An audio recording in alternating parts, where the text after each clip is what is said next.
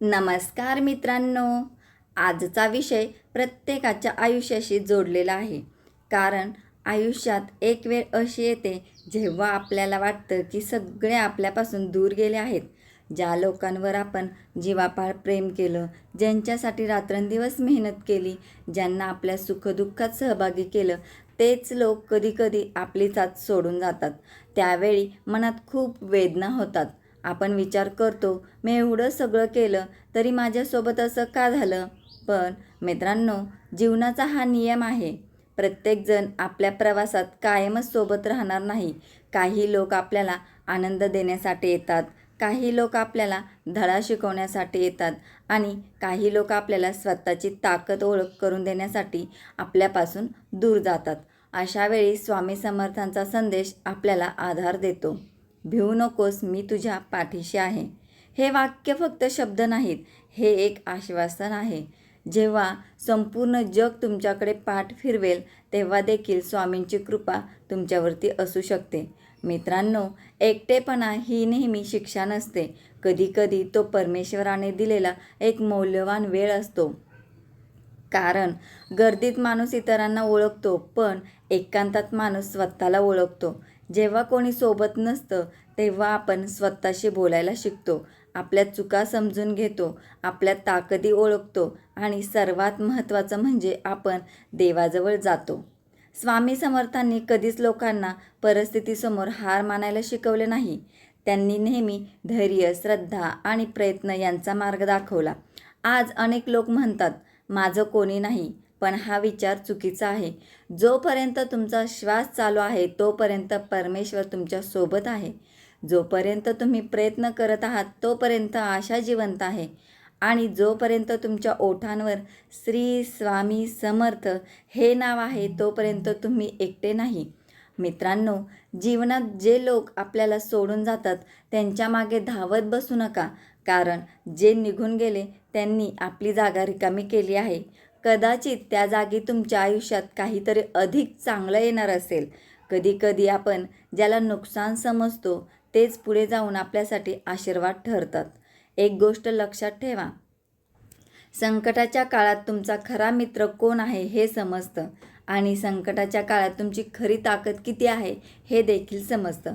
म्हणून जर आज तुमची साथ कोणी सोडली असेल तर रडू नका, खचू नका, स्वतःला कमी समजू नका.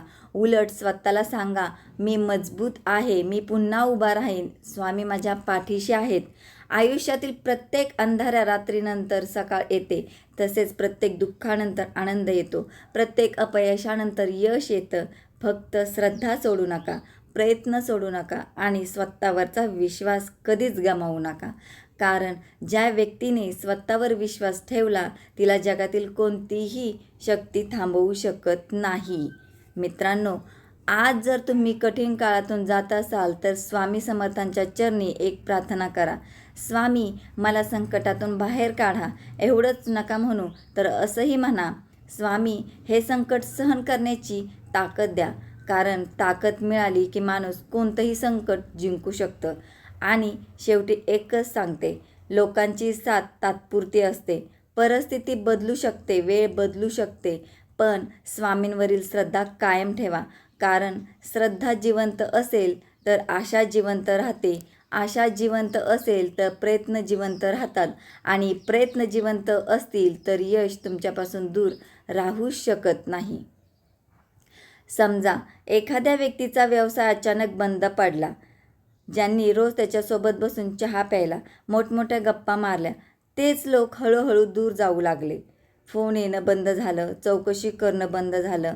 त्या व्यक्तीला वाटलं, माझं सगळं संपलं. पण त्याने हार मानली नाही. त्याने स्वामींचं नामस्मरण सुरू ठेवलं, पुन्हा मेहनत केली आणि काही वर्षांनी तो पुन्हा उभा राहिला. तेव्हा त्याला समजलं की संकटाने त्याच्याकडून काही लोक दूर गेले, पण त्याच संकटाने त्याला स्वतःची ताकद दाखवली.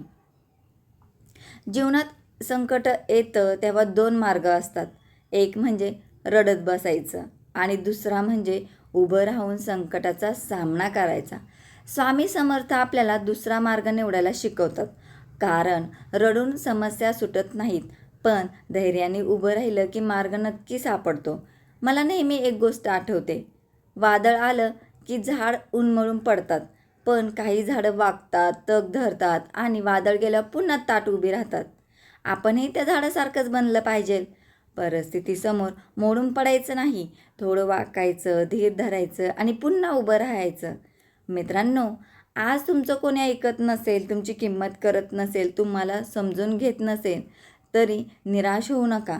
कारण प्रत्येक माणसाची वेळ बदलते. आजचा अंधार उद्याच्या प्रकाशाची तयारी करत असतो. म्हणूनच स्वामी समर्थांवरती विश्वास ठेवा, स्वतःवर विश्वास ठेवा आणि मनात कायम एकच वाक्य ठेवा, भिवू नकोस, मी तुझ्या पाठीशी आहे.